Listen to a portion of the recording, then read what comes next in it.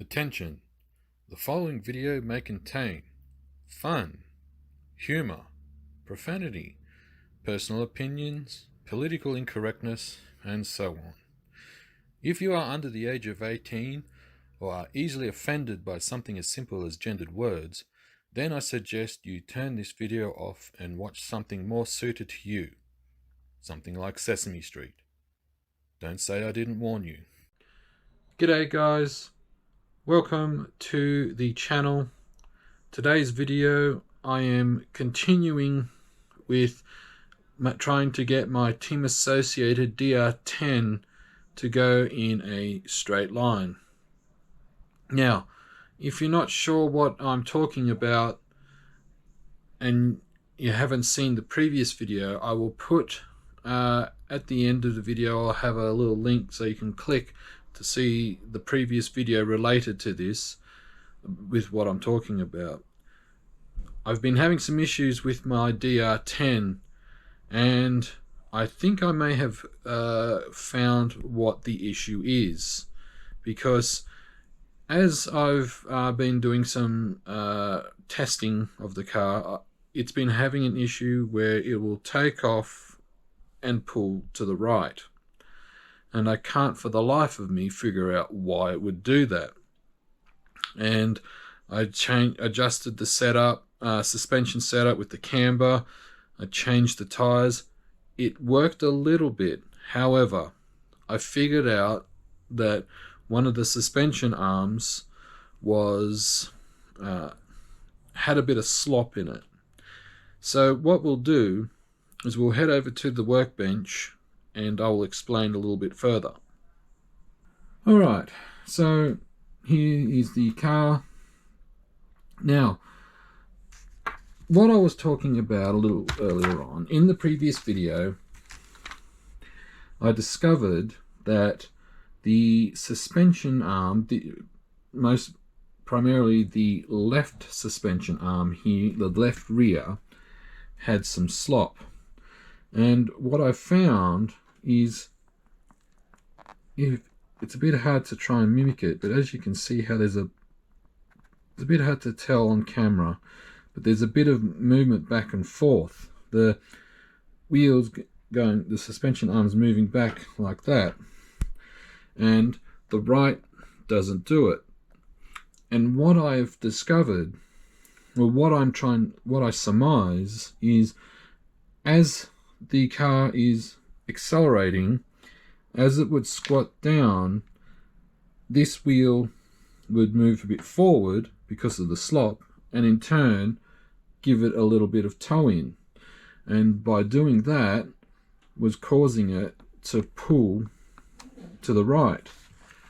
So, and I also was doing a few runs without the gyro. Now, I did a couple of runs with the gyro and then it suddenly stopped working. I couldn't for the life of me figure out why. And I thought it had just died because it was a cheap eBay one. But it's working again. I don't know, go figure. So the gyro is working. I have here some new suspension arms. So what I will do is, I'm not going to worry about the front arms. I'm just going to replace both rear arms. And what I've also done too is I've also changed some settings in my McLaren DRK speed controller. And because I had the punch set at, it was roughly 50%, I think. And because, like, as I've mentioned in previous no prep videos, I'm a newbie to this sort of thing. You know, touring car, 1/8 off-road, 2-wheel drive, 10 scale off-road and so forth. That's more my forte. Whereas no prep, the launch and that, it's still a learning curve for me. And I thought, oh well, 50% punch, you know, that should be enough. However, I've watched a few videos of some other YouTubers, and they've got the punch set to between 10 and 30%. So I have lowered the punch settings. on the speed controller. So what I'm going to do, guys, is with the magic of video editing, these suspension arms are going to be on there, and we are going to be going out to the test area to see if this issue has been solved. Alright guys, we are at the nice quiet location, and it's a bit cool at the moment and a bit of a wind. Hopefully that wind doesn't affect the car too much. And for those wondering, one of the last videos I did, I forgot my toolbox. I've remembered it this time. So what we're doing is I'm actually going to do a bit of a test as well. So at the moment I have the Hoosier, the Proline Hoosier tyres off my other car on here. The other Hoosier tyres are on the Associated rims, and those rims are warped, so I'm assuming that's contributing to the handling issue. So these are Proline wheels and Proline tyres. So I'm warming those up currently, and for another test I have the Proline reaction tyres on the SSD beadlock wheels, so we'll give those a test in another run. So at the moment, just going to preheat the tyres, and hopefully everything will go smoothly, knock on wood. Alrighty, let's see what we can do. So I've got the punch setting on 15%, and put that on drag. So I'll just do a quick warm up.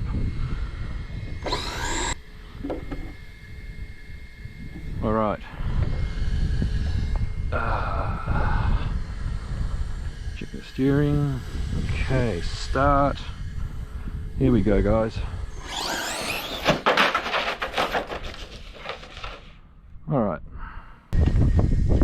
Alright guys, let's give this another try. I've adjusted the settings a bit more, so put that on drag, quick warm up. Alright, if this mucks up again, I will change the tyres and see how we go. So start.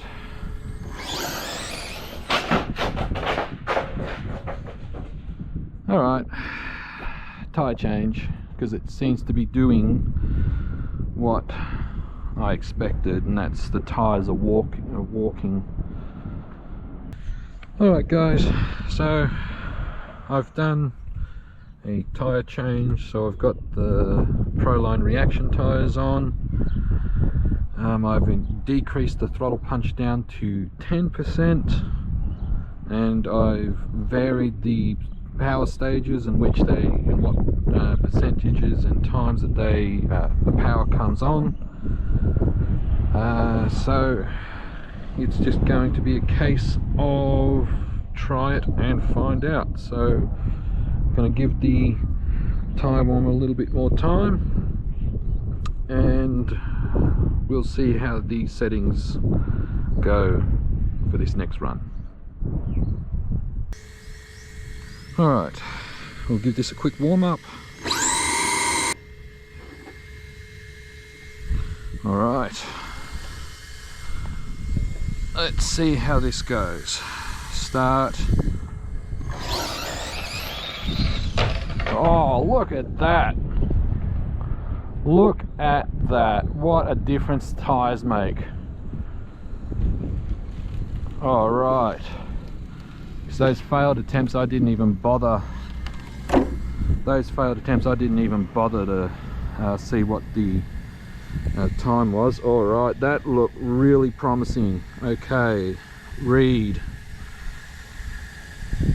3.01, 72 kilometers an hour. Okay guys, look, I know this is 3 seconds and that. I'll just take a quick screenshot.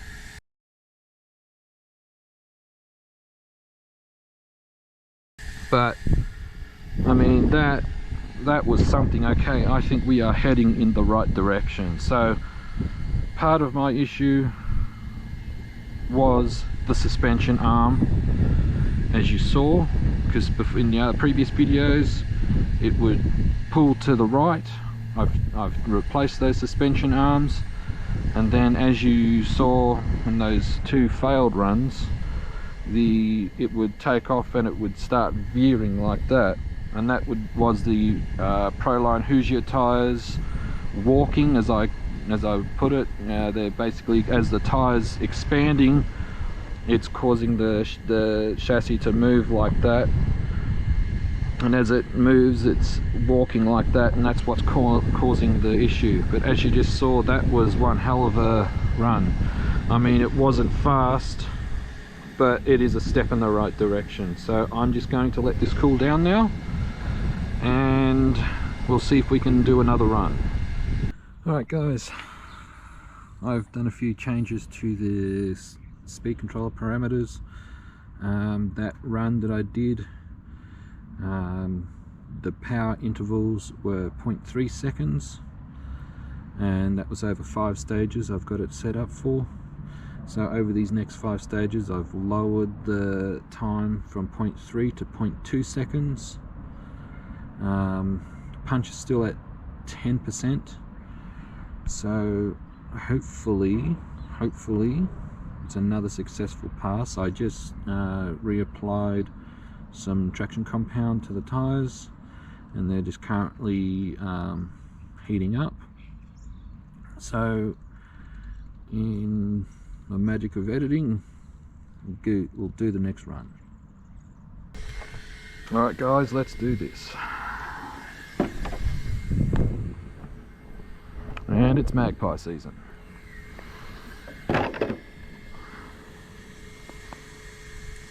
Alright, put it on drag.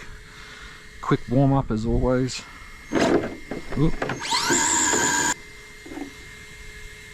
Alright. Alright guys, start. Here goes nothing. Well, started doing it again, but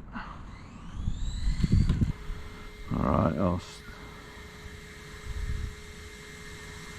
okay, drag.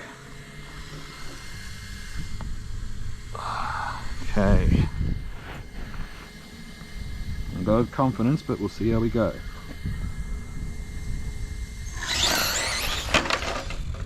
It's doing it again. Alright guys, this might be the last pass, but I'm just going to go easy on the throttle this time.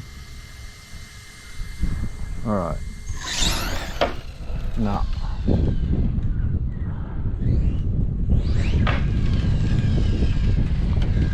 Alright. Look, I think we're going in the right direction. However, I need to do some more research. So what I'm going to do is I'm just going to stop the video here, and I'll be back momentarily. Well guys, I'm going to say that's a pretty successful test. It seems that the suspension arm was causing some issue, and definitely the tires. As I explained, because I was using those Proline Hoosier tires, and with the standard DR10 wheels, they weren't perfectly round, so that obviously wasn't helping to some extent. With the other Proline Hoosier tires on the Proline rims, it was kind of more of the same, but as I mentioned, the tires have that walking mentality about them, and by that obviously because they're not belted tires. As they expand, one might expand because I'm running an ordinary diff, because one expands, it moves onto one side, then the other one goes on the other side once that one loads up, and so on and so forth, and that's causing it to act erratically. And as you saw, once I switched to the reaction tires, it didn't do that on that run. However, as you did see, it did want to pull to the left, and I don't know if you can pick it up on camera, but you did notice, I noticed that the wheels were lifting, and that might have a part to do with it, because I did raise the wheelie bar up. So what I'm going to do is, in the next video, I'll be making some more adjustments. So I'll have the reaction tires again. I'm not going to even bother with those Hoosier tires. They're just too unpredictable. So reaction tires, lower the wheelie bar to stop it lifting up so much, so that the front tires have got a bit of grip, or something to grip onto. And we're going to go from there, guys. So if you've enjoyed this video, don't hesitate to give it a like. And until then, enjoy your hobby, guys, and cheers.